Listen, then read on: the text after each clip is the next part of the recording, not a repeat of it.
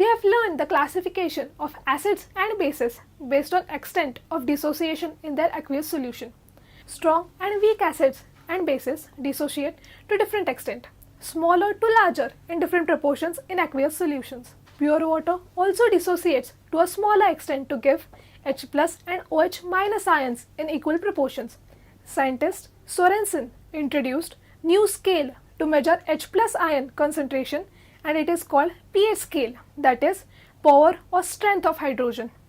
By using the scale, we can classify the substances into acidic, basic or neutral category.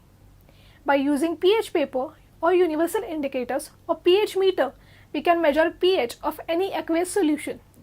Color change helps us to measure pH of a solution. pH paper or universal indicator show red to orange to yellow color change to indicate acidic nature of solution and values ranging between 1 to 7. Acidity decreases from 1 to 7.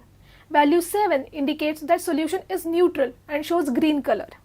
Light blue or dark blue color range indicates basic nature of a solution. It ranges between 7 to 14 and in increasing order. We require test tube stand, dropper, white glazer tile, pH paper, universal indicator and distilled water. We also need dilute hydrochloric acid, solution of dilute sodium hydroxide, dilute acetic acid, lemon juice and dilute sodium bicarbonate solution. Procedure A. In this experiment, we will observe the color change of pH paper when it comes in contact with different substances. We can note down pH for each substance.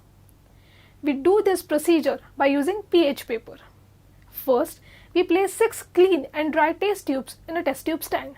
We took each solution in one test tube each. We placed a small piece of pH paper on a glazed tile. We place 1 or 2 drops of a solution from the first test tube on the pH paper with the help of dropper. Then we compare the color produced on pH paper and the colors in chart on the pH paper packet. We determine the pH of solution from the color produced on the pH paper and noted it. We repeated the same procedure for each of the given solutions and noted the pH of each of the solutions in the observation table. Procedure B. In this experiment, we will add universal indicator in different substances and note down the pH. We now use the universal indicator. We placed 6 clean and dry test tubes in test tube stand. We took 10 milliliter of each solution in one test tube each.